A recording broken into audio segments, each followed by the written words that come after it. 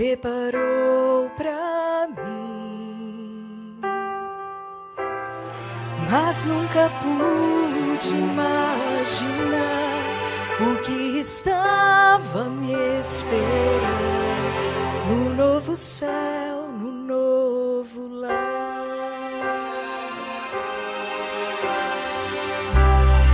Belos jardins, lagos de cristal, lindas mansões, vida eterna, flores que nunca murcharão, não há mais sombra do mal, no novo céu, meu novo lar.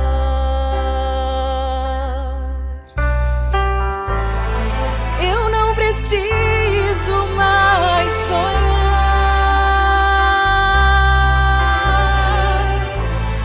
posso abraçar o meu Jesus, posso tocar em suas mãos, ver as feridas do amor, eterno amor que me salvou.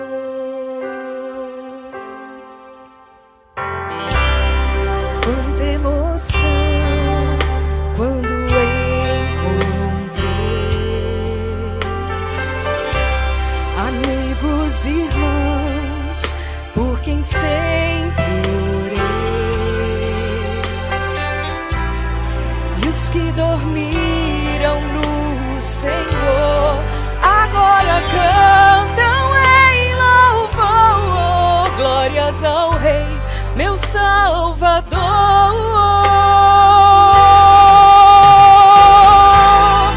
Eu não preciso mais sonhar,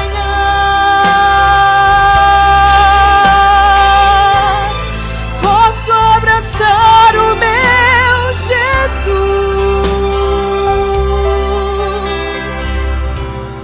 posso tocar em suas mãos, ver as feridas do amor, eterno amor que me salvou.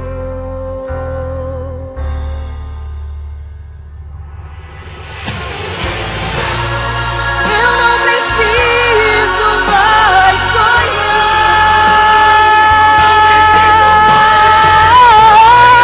posso abraçar o meu Jesus, posso tocar em suas mãos, ver as feridas do amor, eterno amor que me salvou.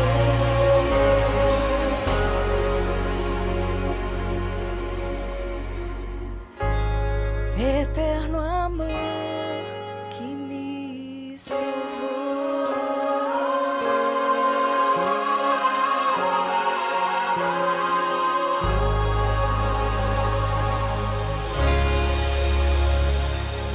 Amém.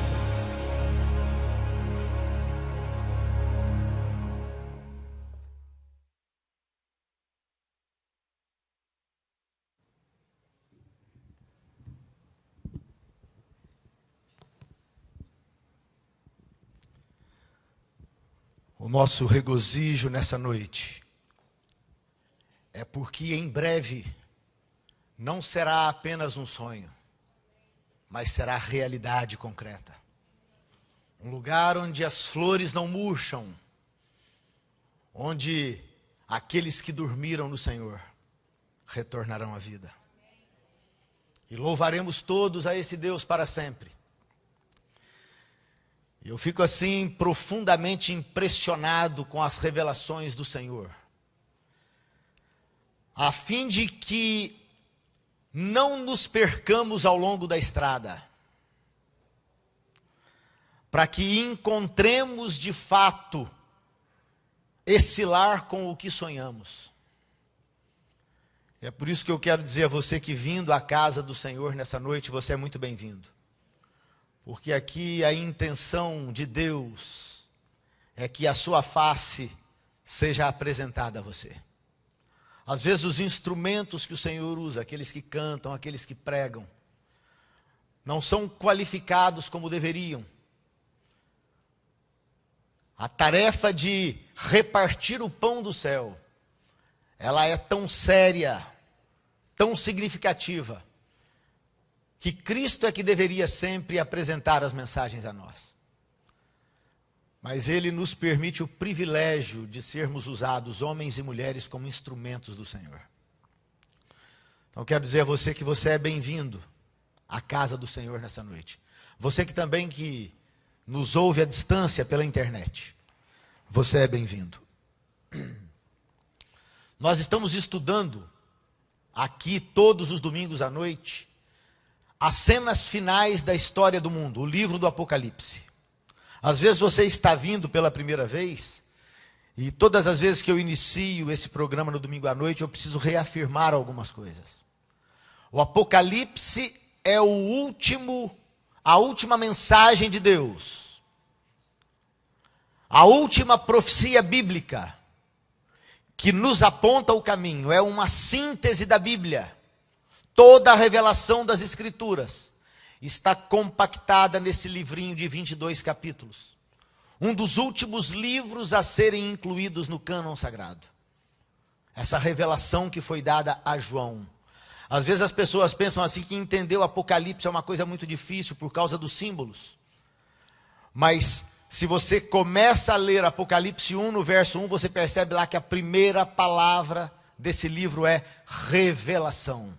Essa é a revelação de Jesus Cristo. Com um propósito: anunciar aos seus servos as coisas que em breve devem acontecer. O Apocalipse, portanto, é um conjunto de 8 visões.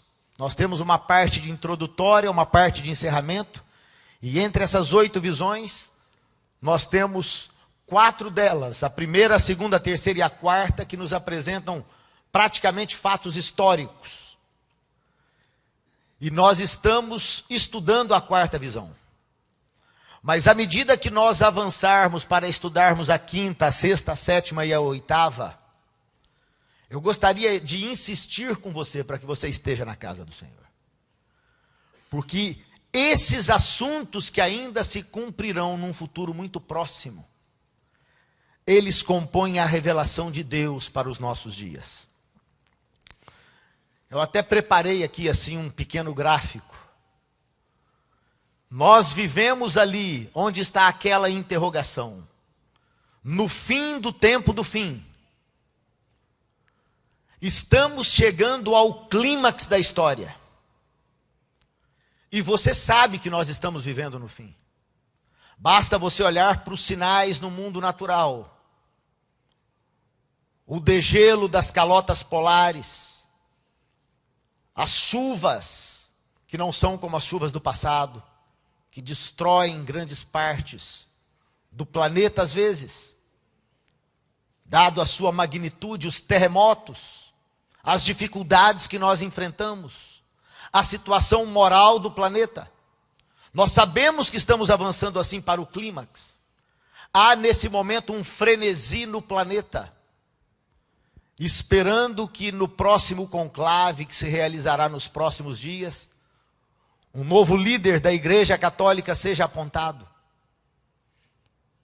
Nós não sabemos o que virá, mas esteja na igreja para nós estudarmos o que a Bíblia diz a respeito dessas coisas. O que deverá fazer o próximo Papa? Portanto, nós estamos nos aproximando do clímax da história. Isso é para os nossos dias.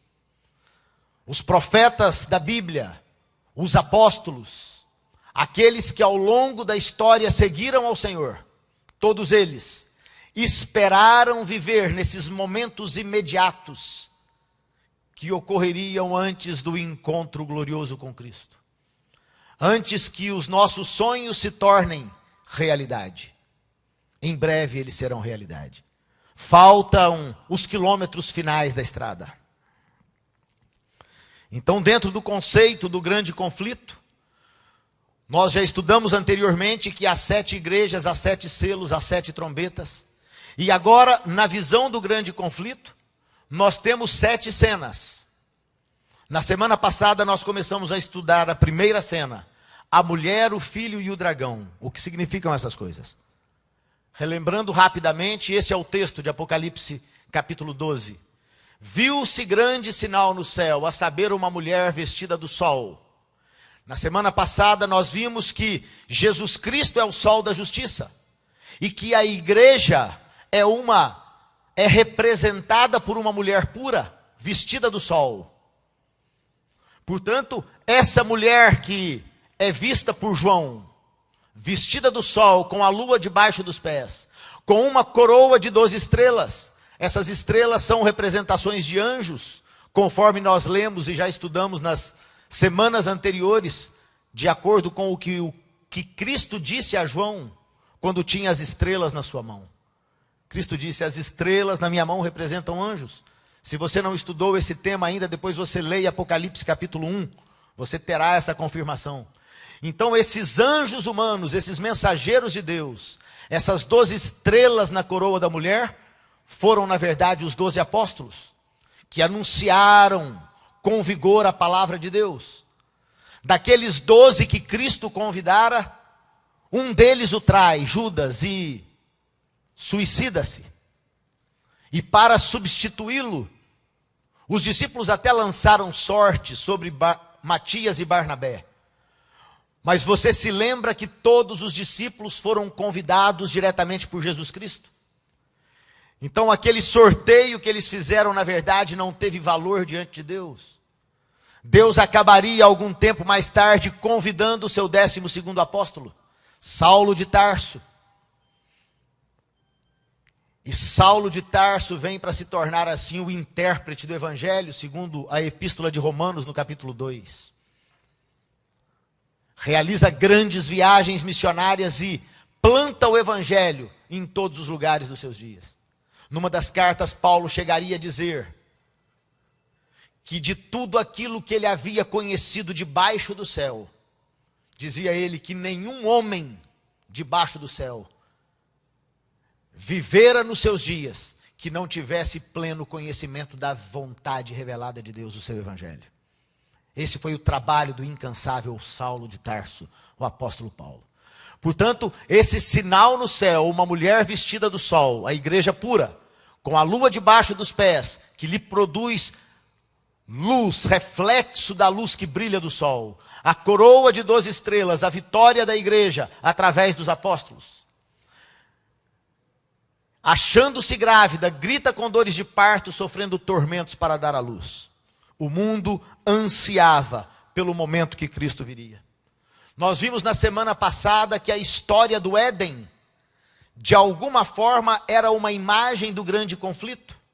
Assim como a igreja, Eva era a mulher. Eva também teve seus filhos. E você se lembra que um dos filhos de Eva foi assassinado. Eva foi enganada pela serpente. E se depois você tiver a oportunidade de ler lá Apocalipse 20, versículo 2, você verá que o dragão é a serpente e é Satanás e o enganador de todo mundo. Portanto, aquela serpente do Éden, quando ataca a mulher e depois acaba atacando os seus descendentes, os seus filhos, aquilo era, em última análise, uma representação do conflito. Aqui uma prova de que a igreja é representada pela mulher. Nós vimos isso na semana passada. A mulher às vezes abandona os caminhos do Senhor.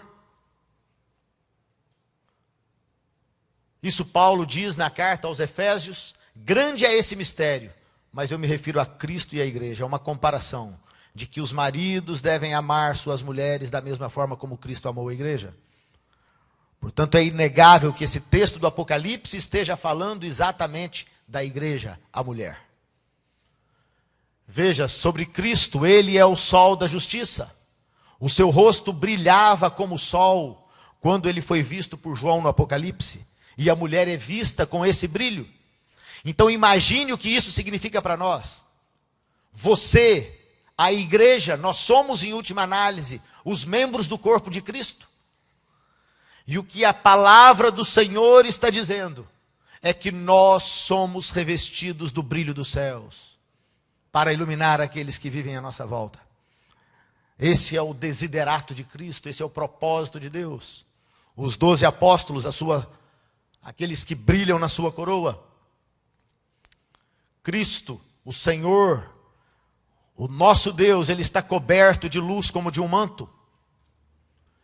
E essa igreja ansiava pelo momento que receberia o Filho. Portanto, naqueles dias, Maria é chamada para receber aquele que seria o Salvador do mundo. E o anjo dizia a ela: não temas, porque aquele que há de nascer de ti, ele há de ser o rei de Israel. Ele reinará em poder para sempre. Estabelecerá o seu trono sobre a casa de Davi para sempre. Os seguidores do Senhor.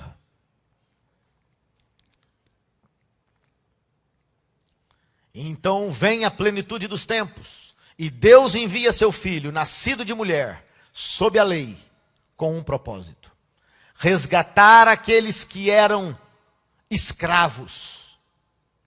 O que a expressão sob a lei quer dizer é isso.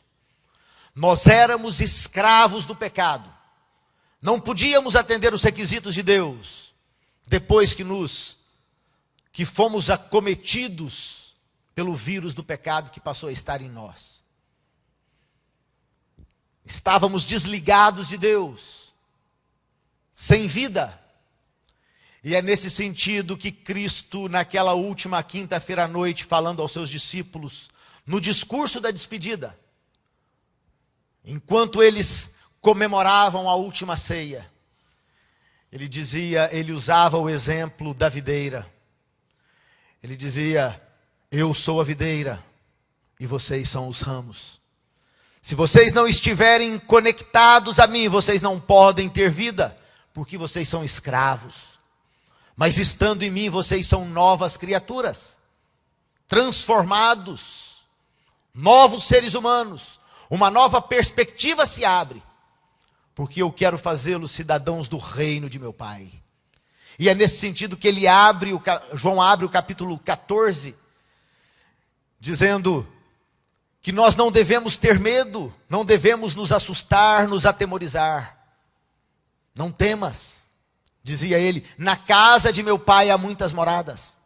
Então, essa mulher de Apocalipse 12, que sente dores para ter o parto, é a igreja esperando a vinda de Jesus Cristo, o nosso Salvador.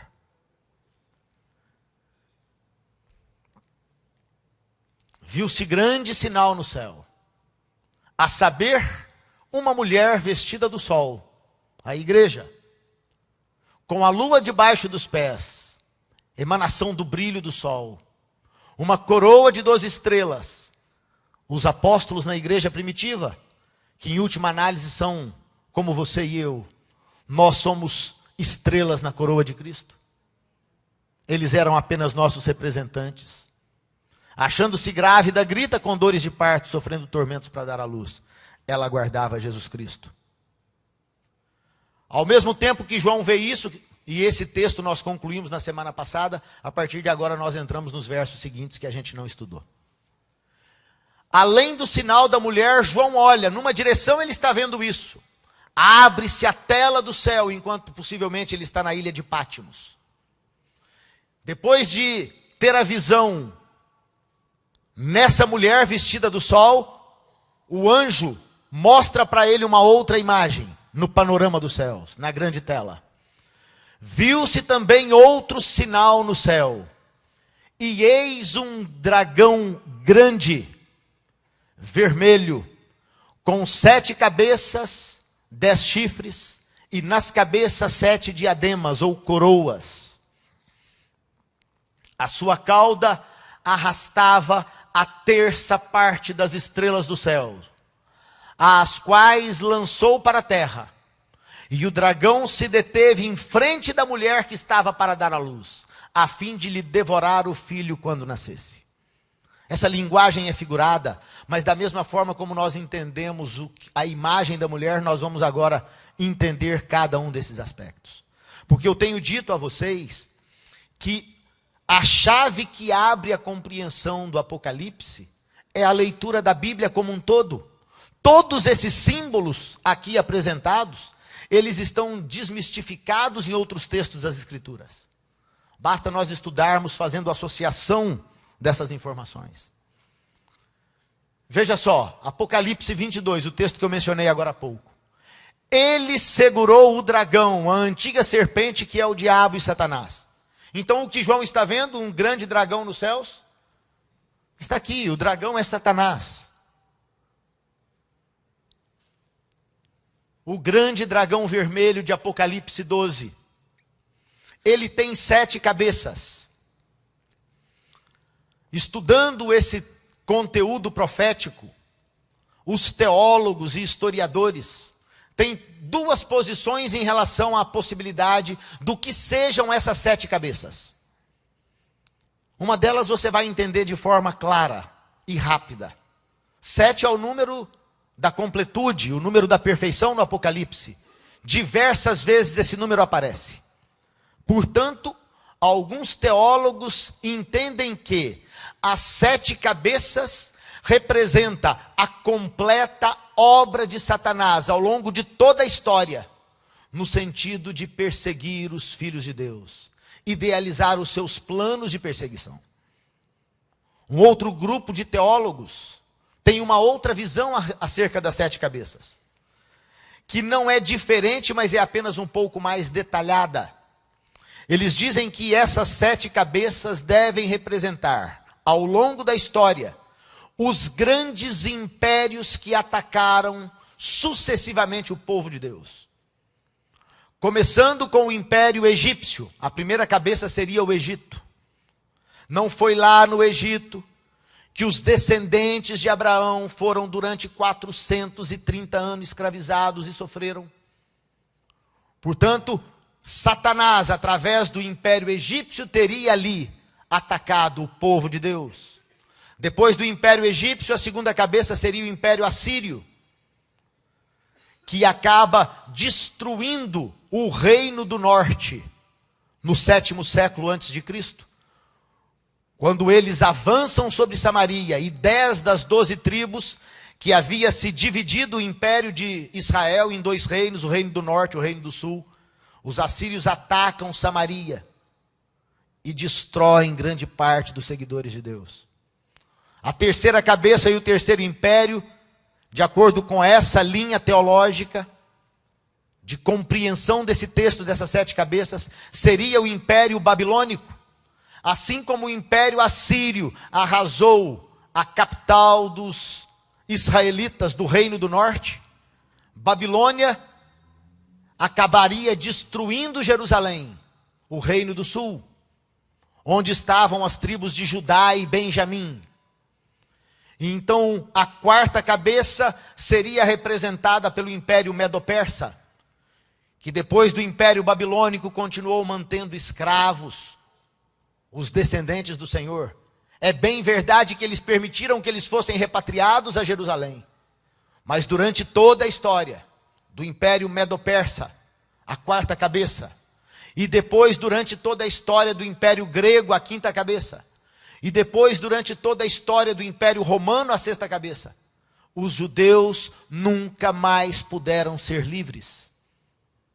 Estiveram sempre sob o domínio dos impérios, que sujeitavam os filhos de Deus a serem escravos dos seus dominadores. Não havia sido isso que Deus prometera a Abraão. Deus prometeu que a sua linhagem seria como as estrelas dos céus. Prometeu que eles seriam um reino de sacerdotes, um reino santo. Mas isso ainda não aconteceu na história. Mas isso se tornará realidade quando ele vier. Os santos serão levados, aqueles que se permitem transformar pelo amor de Deus, aqueles que querem viver na sua graça, no seu amor. E, portanto, na sequência, a sexta cabeça, a sétima cabeça, seria Roma na sua fase papal. Então, Roma, a sexta cabeça durante o Império Pagão, e durante o Império Papal, nós teríamos, então, a sétima cabeça, e assim seriam as 7 cabeças. O grande dragão. Os 10 chifres, os 10 reinos que se levantam do Império Romano. Por favor, podia passar o próximo slide. Tive um problema aqui, acho que caiu. Então, os 10 chifres, os 10 reinos que surgem a partir de Roma pagã, quando ela é dividida em 10 partes. Os reinos que compuseram a Europa, é um estudo que também nós já fizemos. Agora, você se lembra que o dragão, quando sai do céu, ele, através da sua cauda, ele arrasta a terça parte das estrelas. O que são estrelas? Estrelas podem ser tanto homens quanto anjos. São mensageiros de Deus. E os anjos e os homens somos mensageiros de Deus. Jó 38 diz: onde estavas tu quando eu lançava os fundamentos da terra? Quando as estrelas da alva juntas alegremente cantavam e rejubilavam todos os filhos de Deus. Veja, a terra ainda não estava pronta. Deus está conversando aqui com Jó, fazendo uma pergunta para Jó: onde é que você estava quando eu estava lançando os fundamentos da terra? Ou seja, a terra ainda não era povoada. Deus estava construindo a terra na semana da criação. Você se lembra que Adão só é feito, só é criado na sexta-feira? Portanto, quando Deus lançava os fundamentos, ainda não existia homens. Então, quem são essas estrelas da alva? Essas estrelas da alva são anjos. Um outro texto, em relação agora, não aos anjos que são arrastados, mas João havia visto na sua cena um dragão que com a sua cauda arrasta anjos, e que também tenta destruir a criança que nasceria da mulher. Não é verdade isso? O que diz o Evangelho de Mateus? Tendo eles partido, eis que apareceu um anjo do Senhor a José em sonho e disse: dispõe-te, toma o menino e sua mãe, foge para o Egito e permanece lá até que eu te avise, porque Herodes há de procurar o menino para o matar. Herodes aqui é só um fantoche nas mãos do inimigo de Deus. Na verdade, ele está servindo ao propósito do dragão. Ao longo da história, há homens e mulheres que são manipulados pelo inimigo de Deus. Servem aos propósitos de Satanás. Quando perseguem os crentes. Quando vivem nesse mundo, desprezando as leis de Deus. Desprezando o amor que Deus derrama sobre todos. Herodes foi um desses homens. Procurava Jesus Cristo para o matar.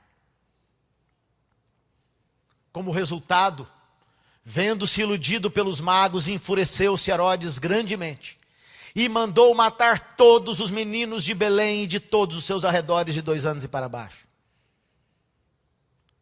Querido, imagine você vivendo na região sob o comando de Herodes há mais ou menos 2000 anos na história, com um bebê na sua casa, assassinado. A tentativa não era matá-lo. A tentativa era encontrar o Filho de Deus. É isso que o texto está nos dizendo em Apocalipse. Veja, nasceu-lhe, pois, da mulher um filho varão, que há de reger todas as nações com cetro de ferro. E seu filho foi arrebatado para Deus até o seu trono. A mulher, porém, fugiu para o deserto, onde lhe havia Deus preparado um lugar para que nele a sustentem durante 1260 dias. Ora, para onde foi Cristo? Segundo o livro de Hebreus. Ora, o essencial das coisas que temos dito é que possuímos tal sumo sacerdote, que se assentou à destra do trono da majestade nos céus. Veja, nasceu a mulher um filho varão, que há de reger todas as nações com cetro de ferro. Mas o filho da mulher, ele foi arrebatado para Deus até o seu trono. Então Cristo vem, estabelece a sua igreja, morre na cruz. Ele garante aos seus discípulos que as portas do inferno não prevaleceriam contra a sua igreja.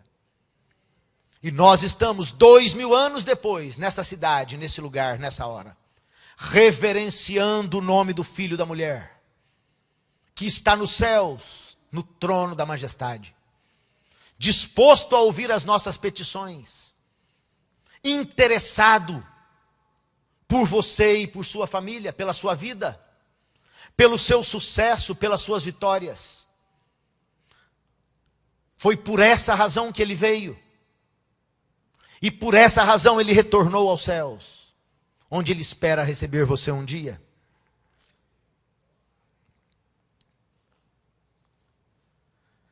Estevão, confirmando essa mesma ideia do autor do livro de Hebreus, ele diz: eis que vejo os céus abertos, e o Filho do homem, Jesus Cristo, ele estava à destra de Deus. Às vezes a Bíblia tem muitas vezes a expressão filho do homem. Você sabe quem é que mais vezes na Bíblia usou essa expressão? Jesus Cristo. Ele se referia a si mesmo como filho do homem. Deus se refere a si mesmo como filho do homem. Emanuel, Deus que estava conosco. Sabe por que ele diz isso? Porque quando nasceu de Maria, ele se considera um de nós. Carne da nossa carne, sangue do nosso sangue. Ele faz parte da família humana, ele está interessado em nós. É essa a mensagem do céu. Então eu preciso dizer a você que, nos momentos da sua vida, em que às vezes você entra em desânimo, às vezes você imagina que sobre você está uma nuvem escura, negra, você não pode ver a luz. Obstáculos que parecem intransponíveis. Algumas pessoas em desespero chegam a atentar contra a própria vida. Não suportando as cargas, o peso, as dificuldades, as angústias, as tristezas, os lamentos, as perdas. Perdemos coisas, mas muito mais importante do que as coisas, nós perdemos pessoas, perdemos relacionamentos. Mas nós precisamos nos lembrar em cada uma dessas circunstâncias. E é por isso que o livro do Apocalipse é um livro tão rico, com tantas informações, uma síntese do amor de Deus. Nós precisamos nos lembrar de textos como esse, que dizem que ele se tornou o filho do homem, ele é um de nós. O Deus eterno, o Criador de todas as coisas, o Deus que dirige esse universo, os planetas, as estrelas nas suas órbitas, que pode produzir vida e vida abundante. É esse Deus a quem nós servimos. Ele é um de nós. Ele está dizendo que ele tem interesse em você. Não desanime, não desista, quando tudo parecer impossível. Ele disse ainda que você entre nas águas e as águas te cubram, ainda que você passe pelo fogo, ele diz: não temas, porque eu sou contigo. Eu posso sustentar você. Eu posso fazer de você um homem e uma mulher vitoriosos, porque eu venci. Mas nós lemos também que esse poder, o dragão, durante um período de 1260 anos, atacaria o povo de Deus, atacaria a igreja que foge para o deserto, a mulher. Isto é não mais, não menos do que uma reafirmação de uma profecia, uma história que já havia sido apresentada a Daniel, mais ou menos 700 anos antes. Um poder que se colocaria no planeta e durante 1260 anos atacaria a igreja. Diz o texto de Daniel: proferirá palavras contra o Altíssimo, magoará os santos do Altíssimo e cuidará em mudar os tempos e a lei. Os santos lhes serão entregues nas mãos por um tempo. Um tempo é um ano judaico, 360 dias. Mais 2 tempos, mais 720 dias. E metade de um tempo, mais 180. Quando você soma 360, mais 120, mais 720, mais 180, nós temos o mesmo período. Esse período é tão importante, você já viu esse slide algumas vezes? Esse período é tão importante aos olhos de Deus. Esses 1260 anos, em que o poder católico dominou o mundo, de 538 a 1798, e cometeu atrocidades em nome de Deus. Matou como hereges aqueles que queriam aceitar o que dizia a Bíblia. E os matou queimados, decapitados, em grande dor e tormento, martirizados. Foram tantos. Se você andar por alguns museus da Europa, você entrará nesses museus e verá assim os instrumentos da Inquisição. O que sofreram esses nossos irmãos e irmãs que quiseram permanecer fiéis a Deus? Então a pergunta é: por que Deus apresenta esse tempo 7 vezes? Porque 7 é o número da completude. Deus não apresenta nenhum outro tempo profético tantas vezes como esse. 7 vezes. Nenhum outro tempo profético. Ou seja, o que Deus está tentando nos dizer aqui é que os olhos dele, a sua atenção estava voltada para esse período da história em que seu povo sofria. O objetivo do dragão é: se ele não pôde atacar e destruir o filho, então o que ele faz? Ele ataca aqueles a quem o filho veio salvar. Sabe qual é a maneira mais fácil de atingir um pai e uma mãe? Atingindo os seus filhos. E é isso que o dragão tem feito ao longo da história, Satanás. Por que você sofre? Por que nós temos dificuldades nesse mundo? Porque nós continuamos vivendo nesse planeta, cujo domínio e posse foi transferido ao inimigo de Deus pelos nossos primeiros pais. As leis que imperam nesse planeta não são as leis divinas, não são as leis do amor, são as leis do egoísmo. E é por essa razão que às vezes uma pessoa mal intencionada, um ladrão, um pária, entra na casa de alguém e ceifa a vida de uma criança, a vida de uma mãe. Isso não é propósito de Deus. Mas nós não vivemos ainda sob as bênçãos do império de Deus. E por isso é que existe o sofrimento. Lembra-se do que Deus disse a Adão? Maldita se tornará a terra por causa da sua escolha. Não sou eu que imponho as consequências do mal, mas o resultado de vocês viverem num mundo de egoísmo, sem amor, sob as leis do inimigo de Deus, imporá a vocês maldição e tristeza, sofrimento e lamento. Mas Deus havia feito uma promessa. A sua igreja durante 1260 anos seria sustentada no deserto. Nós temos um exemplo na Bíblia do que é sustentar a igreja, do que é sustentar os seus filhos. O povo de Israel, a igreja de Deus, quando eles saem do Egito, escravos, durante 40 anos eles são sustentados no deserto.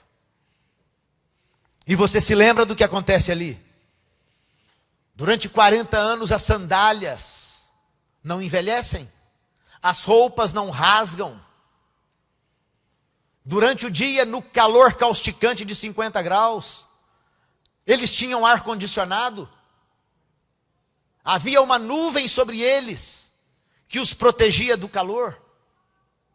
À noite, acendiam luzes. Uma coluna de fogo durante 40 anos os conduzia pelos caminhos do Senhor. Lâmpada para os meus pés, dizia o salmista, é a tua palavra.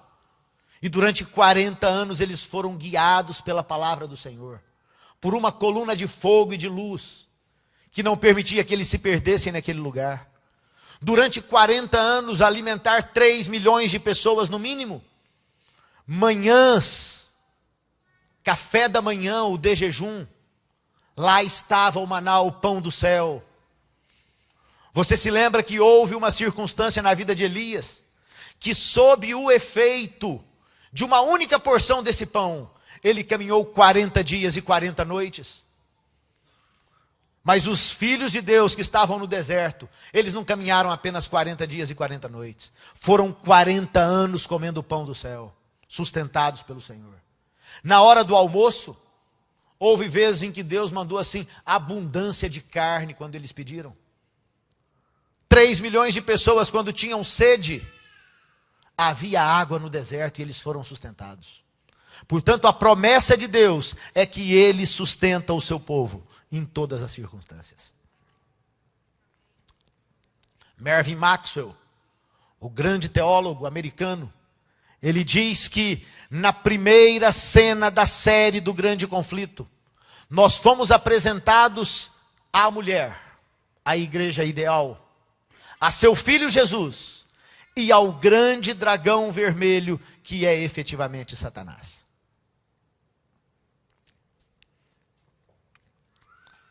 A segunda cena nós não vamos conseguir vê-la toda hoje, mas eu queria apenas começar com vocês. Houve peleja no céu, e aqui nós começamos a segunda cena. Vou dar uma paradinha para te dizer uma coisa. Interessante, porque nós vimos na primeira cena a mulher, nos dias de Cristo, portanto há apenas 2000 anos atrás. Na segunda cena, nós retroagimos a um passado tão longínquo que nós não conseguimos datá-lo. Esse é o momento quando o conflito no céu chegava ao seu fim. Nós não sabemos, a Bíblia não nos diz quando é que Satanás foi expulso dos céus. Mas nós sabemos que isso aconteceu antes que os nossos primeiros pais houvessem caído. Portanto, nós não conseguimos precisar essa data. Então, como é que as cenas do Apocalipse, na visão do grande conflito, nos são apresentadas? É da mesma forma como alguns filmes que às vezes nós vemos. Lembra-se daqueles filmes assim que você começa a assistir e de repente nós estamos vivendo os dias em que aquele homem ou mulher já estão assim, velhinhos, no final da vida. É o momento que eles estão vivendo. Mas às vezes, você tem flashes para justificar aquela cena final, que é o objetivo do filme, nos contar os momentos finais daquela vida. Às vezes a gente tem cenas que retroagem. Vai lá nos anos em que aquele homem, aquela mulher ainda estavam se conhecendo para o casamento. Já viu filmes assim? Que eles vão e voltam no tempo para tentar te explicar o que é que vai acontecer naquela cena final? Você já viu isso? Essa visão do Apocalipse nos é apresentada assim. Às vezes Deus avança, às vezes Ele recua. Porque qual é o objetivo? É nos apresentar o contexto, toda a história do mal, desde que ele surgiu lá atrás. O objetivo é nos explicar a causa do sofrimento, é nos explicar de que forma nós estamos inseridos nesse contexto, e de que forma triunfarão aqueles que permanecerem fiéis a Deus, fiéis ao Filho da mulher. aquele que vem ao mundo para nos fazer novas criaturas, novos seres humanos. Depois de entender isso, vamos entender isso aqui. Houve peleja no céu. Miguel e os seus anjos pelejaram contra o dragão. Você se lembra que num dos estudos passados eu mostrei a vocês diversas imagens acerca de Jesus Cristo? Quando eu digo de imagens, eu estou falando de figuras de linguagem que são atribuíveis a Ele. Ele é o cordeiro, Ele é o leão, Ele é o lírio do vale, Ele é a luz da manhã, Ele é o salvador do mundo, Ele é o conselheiro, Ele é o príncipe da paz, Ele é o Deus da eternidade. E Ele é também Miguel, o chefe das hostes celestiais. E naquela oportunidade eu me lembro de ter mostrado à igreja que Cristo é, na verdade, o supremo comandante das hostes celestiais, e nesse sentido ele é considerado um anjo, Miguel. Você se lembra que naquela visão de Moisés da sarça ardente, a primeira coisa que Moisés diz é que o anjo do Senhor havia aparecido a ele. E quando ele vai caminhando em direção à sarça, o que é que diz o anjo do Senhor? Tira as sandálias dos seus pés. Porque eu sou o Deus de seu pai, o Deus de Abraão, de Isaque e de Jacó. Portanto, o anjo do Senhor é Jesus Cristo. Ele próprio, essa é uma das imagens através das quais ele é conhecido. Então houve peleja no céu. De um lado, Jesus Cristo e os seus anjos pelejaram contra o dragão, mas também pelejaram o dragão e os seus anjos. Você se lembra que nos textos anteriores, o dragão havia arrastado com a sua cauda a terça parte das estrelas dos céus. A pergunta é: quantos anjos compõem o exército do dragão? Nós temos duas maneiras de entender esse texto. Você se lembra que a terça parte no Apocalipse, de acordo com aquilo que nós estudamos nas trombetas, e eu abro um parênteses aqui, se você não assistiu a todos os nossos estudos, você pode depois acessar a internet na página da igreja, que o Wilton, assim, bondosamente, uma vez por semana, atualiza esses vídeos. Então todas as mensagens que foram apresentadas aqui, elas estão lá, disponíveis para você ter o entendimento completo do texto do Apocalipse. Então, a questão da terça parte dos anjos. Um grupo de teólogos entende que essa terça parte é um grupo representativo. E que, portanto, não seria um número exato. Não é em cada 3, 1. Mas é uma parte desse todo. E eles caíram. Um outro grupo de teólogos chega a dizer que talvez até pudesse ser 1 em cada 3. Eu acho difícil. Porque tudo que nós lemos do Apocalipse até agora, você percebe que a linguagem aqui não é literal. Ela é uma linguagem figurativa. Portanto, um número significativo de seres celestiais acabou aquecendo as ideias de Lúcifer.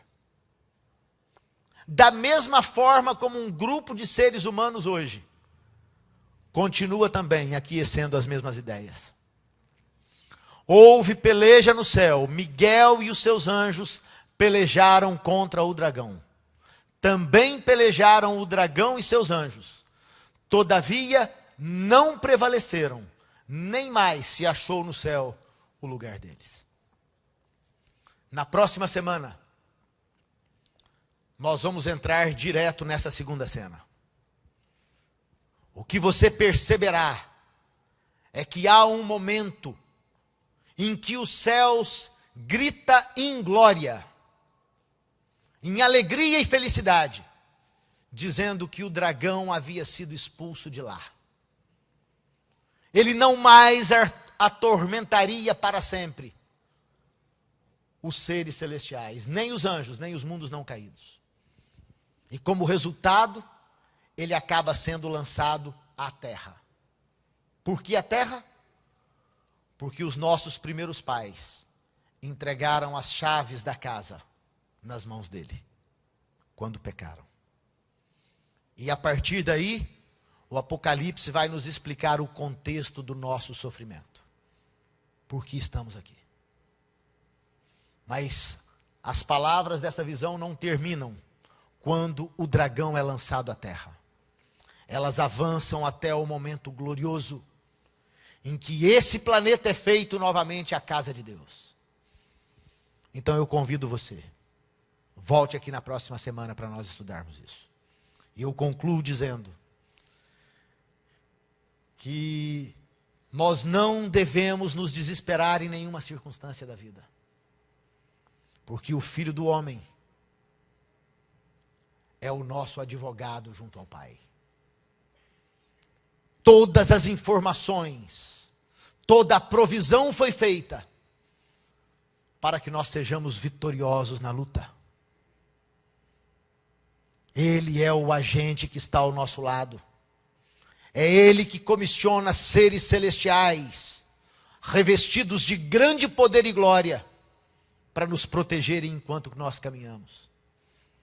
E se você continua de pé e vivo, ainda que com problemas, é porque Ele tem sustentado a sua vida.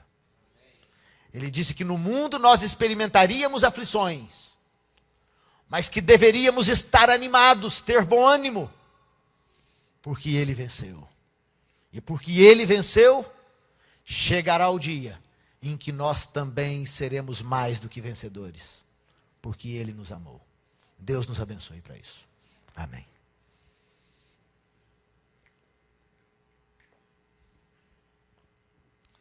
Eu quero convidar a todos para se colocarem de pé, nós vamos orar ao Senhor.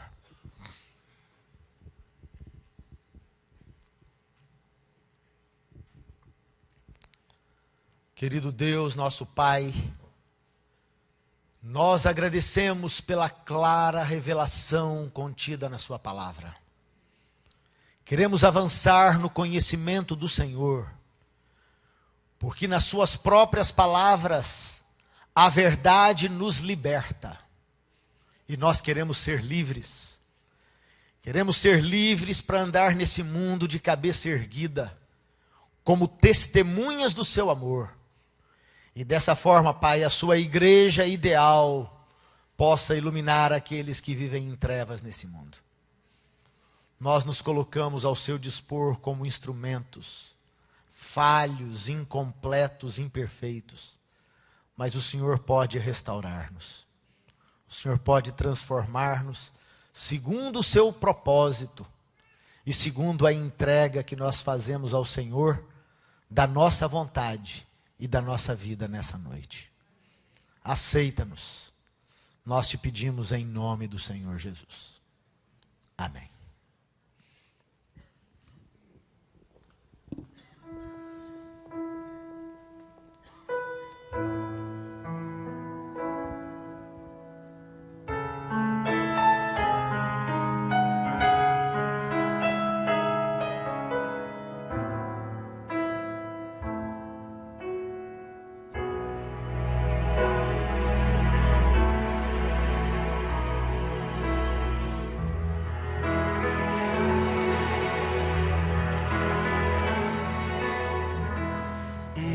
Mas eu vou ouvir a voz de Deus, em paz eu vou, estou feliz, achei abrigo em sua casa. Em paz estou com meu Jesus.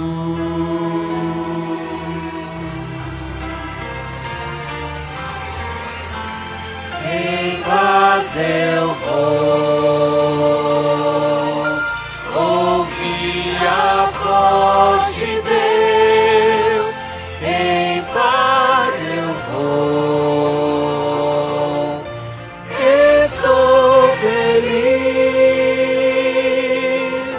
achei abrigo em sua casa, em paz estou com meu Jesus. Achei abrigo em sua casa, em paz estou